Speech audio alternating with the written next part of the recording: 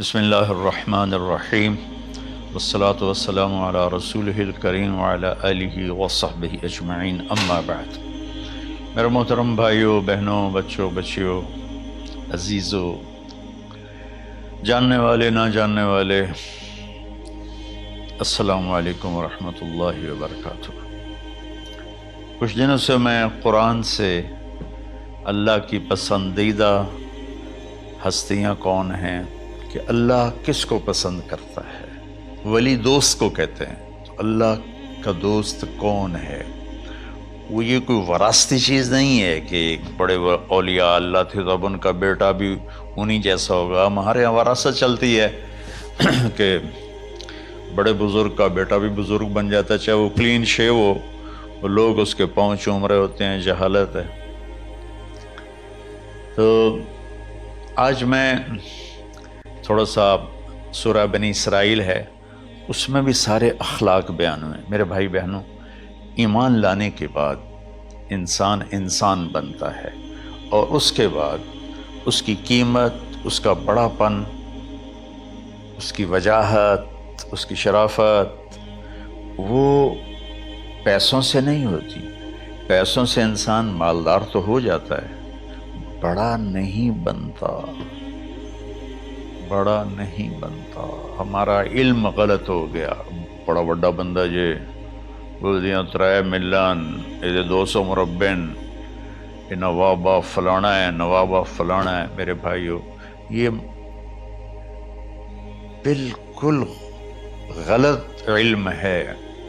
بڑا وہ ہے جسے اللہ پسند کرے، بڑا وہ ہے جو میرے نبی کی زندگی کے پیچھے چلے، بڑا وہ ہے جس سے اللہ تعالیٰ راضی ہو جائے، باقی سب چھوٹے چھوٹے ہیں۔ تو آج ایک تیسری جگہ سے میں کچھ باتیں قرآن سے عرض کروں گا جن کا تعلق ہمارے ایمان سے بھی ہے، اخلاق سے بھی ہے۔ وہ ہے بسم اللہ الرحمن الرحیم، وَقَضَىٰ رَبُّكَ أَلَّا تَعْبُدُوا إِلَّا إِيَّاهُ بِالْوَالِدَيْنِ إِحْسَانًا إِمَّا يَبْلُغَنَّ عِندَكَ الْكِبَرَ أَحَدُهُمَا أَوْ كِلَاهُمَا فَلَا تَقُل لَّهُمَا أُفٍّ وَلَا تَنْهَرْهُمَا وَقُل لَّهُمَا قَوْلًا كَرِيمًا وَاخْفِضْ لَهُمَا جَنَاحَ الذُّلِّ مِنَ الرَّحْمَةِ وَقُل رَّبِّ ارْحَمْهُمَا كَمَا رَبَّيَانِي صَغِيرًا۔ یہ بہت بڑا مضمون ہے۔ اللہ نے قرآن بھر دیا والدین کے خدمت کے لیے، والدین کی اطاعت کے لیے، والدین کی ماننے کے لیے۔ پہلا جملہ ہے اور تیرے رب نے فیصلہ کیا، ایک مطلب۔ دوسرا، اور تیرے رب نے حکم کیا کہ بندگی صرف اللہ کی ہے، بندگی صرف اللہ کی ہے۔ عبد اسے کہتے ہیں جو ہر بات پہ سر جھکا دے، عبد اسے کہتے ہیں جو ہر بات پہ بچھ جائے، اس کو عبد کہتے ہیں۔ تو اللہ کہہ رہا ہے میرے بندو، میرا ایک فیصلہ ہے اور میرا ایک حکم ہے، میرے سوا نہ تمہارا ہاتھ کسی کے آگے پھیلے، نہ تمہاری گردن کسی کے آگے جھکے۔ ایک دوسرے سے مدد لینا، اس کو ایک دوسرے کی تعاونوں میں آ جاتا، تعاونوا علی البر والتقوی، ایک دوسرے کا ساتھ دو، ایک دوسرے کی مدد کرو۔ میرے نبی قرضہ اٹھاتے تھے۔ میرے نبی جب انتقال ہوا تو آپ کی زرہ 9 وسق پر، وسق 5 من کا ہوتا ہے، تو وہ جو کے بدلے آپ نے زرہ رکھوائی تھی کہ جب میں تمہیں ادا کروں گا زرہ لے لوں گا، اور آپ کا انتقال ہو گیا، آپ زرہ اپنی واپس نہیں لے سکے۔ وہ چیزیں جن کا تعلق صرف اللہ کی ذات سے ہے اور کوئی نہیں کر سکتا، اس میں صرف اللہ کے آگے ہاتھ پھیلا، جیسے ہم کہتے ہیں مدد، نصرت۔ اللہ کہتا میں ہوں، الا ان نصر اللہ قریب، سنو میری مدد تمہارے قریب ہے۔ تو اللہ تعبدوا الا ایاہ، بس ایک چھوٹا سا جملہ اللہ نے یہاں کے، چونکہ یہاں اللہ نے والدین اور اخلاق بتانے تھے تو اپنے لیے صرف ایک جملہ بولا، باقی باتیں بھی اللہ کے لیے ہیں، لیکن اللہ نے میری بندگی، اس بندگی سے مراد 5 وقت کی نماز نہیں ہے، حج، روزہ، زکوٰۃ نہیں ہے اس کی مراد، یہ ساری باتیں داخل ہیں، اور اس کے ساتھ 24 گھنٹے کی زندگی اللہ کی مرضی پر گزارو، نفع آئے تو شکر ادا کرو، نقصان ہو تو صبر کرو، برداشت کرو، پھر بھی شکر ادا کرو کہ میرا رب یہ کہہ رہا ہے کہ میں نے صرف اللہ سے تعلق جوڑنا ہے۔ اللہ کے نبی نے اپنے چچا زاد بھائی عبداللہ بن عباس سے فرمایا کہ یا غلام، اے نوجوان، اوصیک بکلمات فاحفظہ، میں تمہیں چند باتوں کی وصیت کرتا ہوں، کیا؟ احفظ اللہ، احفظ اللہ یحفظک اللہ، یحفظک اللہ، اللہ کے اوامر کی حفاظت کر، اللہ تیری حفاظت کرے گا۔ احفظ اللہ تجدہ تجاہک، تو اللہ کے اوامر، اسلام، حلال حرام کی پہچان کر کے زندگی گزار تو اللہ کو ہر وقت تو اپنی مدد کے لیے تیار پائے گا۔ اور لمبی حدیث ہے، عشاء کی نماز کا وقت ہو رہا ہے، اس میں وہ جملہ جو اس میرے مضمون سے متعلق ہے، وَإِذَا سَأَلْتَ فَاسْأَلِ اللَّهِ، جب بھی مانگو اللہ سے مانگو، جب بھی مانگو اللہ سے مانگو، اللہ کے سوا کوئی دینے والا نہیں ہے، صرف اللہ ہے دینے کے لیے۔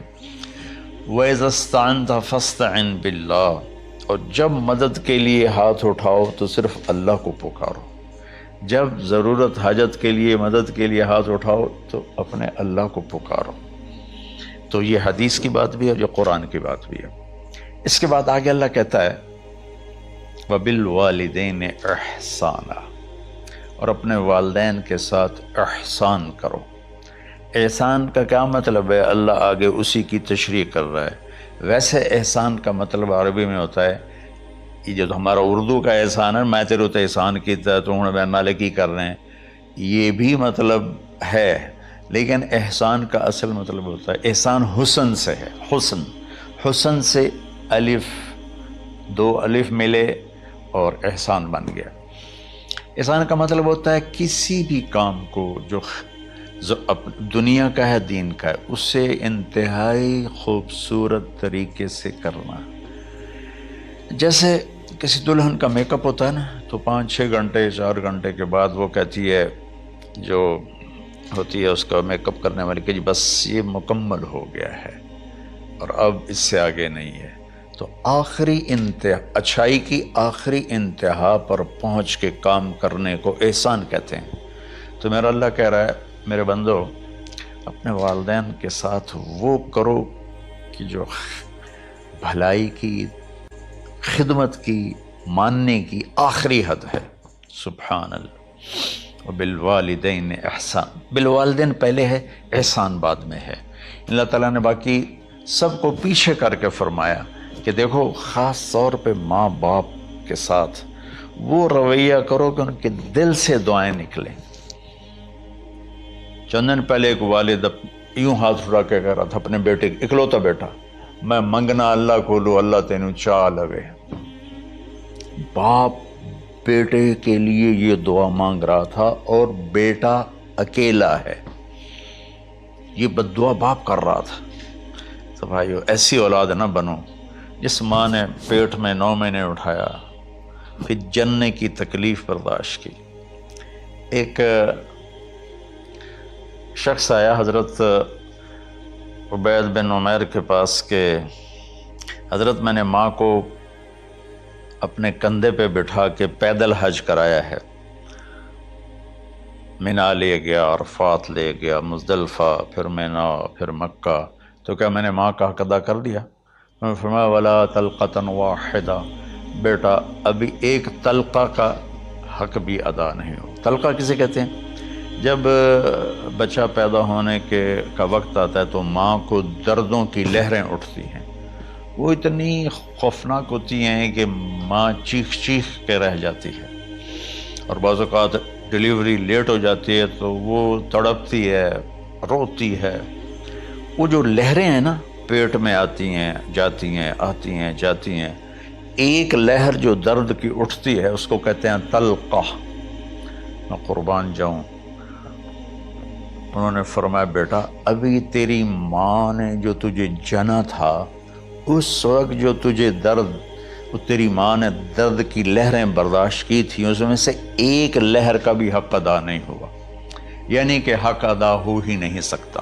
یہ مطلب کہ حق ادا ہو ہی نہیں سکتا، کہ بیٹا ابھی ایک کا بھی نہیں۔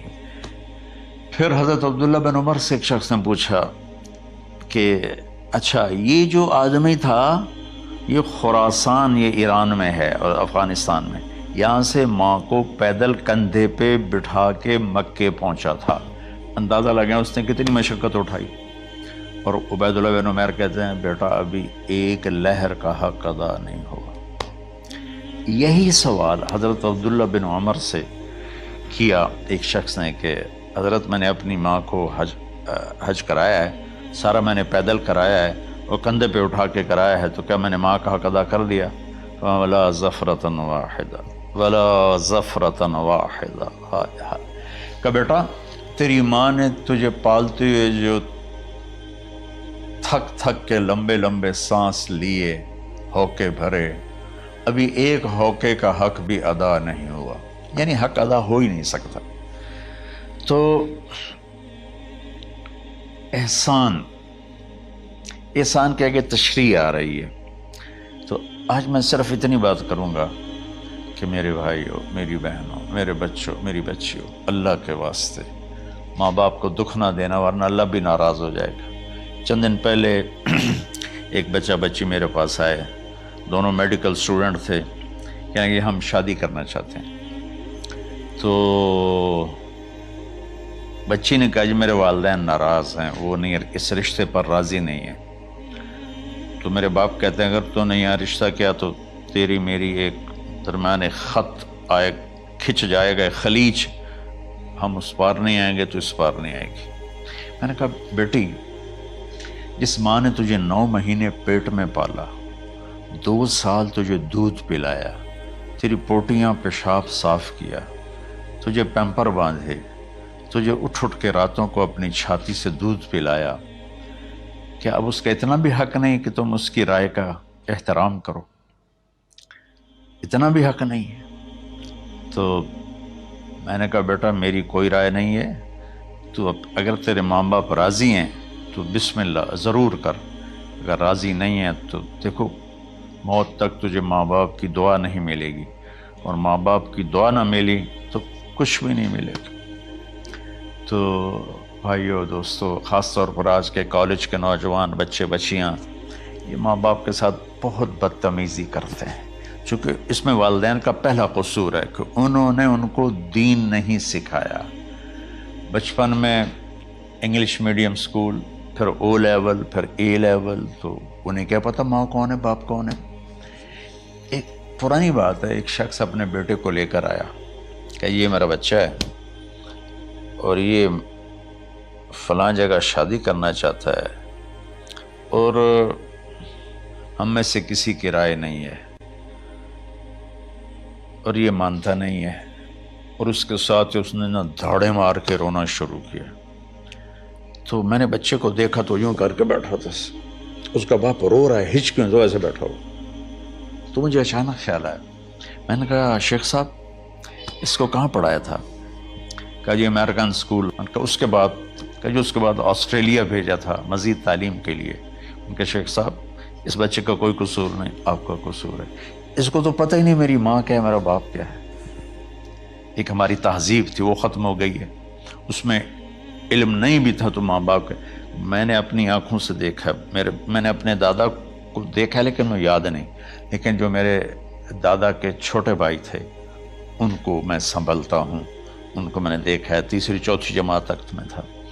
61 میں ان کا انتقال ہوا، میری 9 سال عمر تھی، تو 8 سال۔ ان کے بیٹے جوان تھے، اور ڈیرے میں جب وہ بیٹھتے تھے تو ان کے بچے ان کے سامنے نہیں بیٹھتے تھے، ان کی پیٹھ کے پیچھے بیٹھتے تھے۔ اتنا ادب، حالانکہ چاروں کے چاروں دین نہیں جانتے تھے، تہذیب تھی، ثقافت تھی، جو آج کی تہذیب نے ہم سے سب کچھ چھین لیا۔ اب بھی آپ جاؤ بیٹا تھر پارکر میں گیا ہوں 2-3 دفعہ، اور وہاں مسلمان نہیں، ہندو عورتیں جب گاڑی گزرتی ہے تو گھونگھٹ کو نیچے کر لیتی ہیں، اپنا چہرے کو فوراً چھپا لیتی ہیں۔ تو خیر بہرحال میں نے کہا شیخ صاحب اس بچے کا قصور نہیں، آپ کا قصور ہے۔ تو میرے بچوں، اپنے ماں باپ کو خوش کرو، راضی کرو، ان کا راضی ہونا اللہ کی رضا ہے۔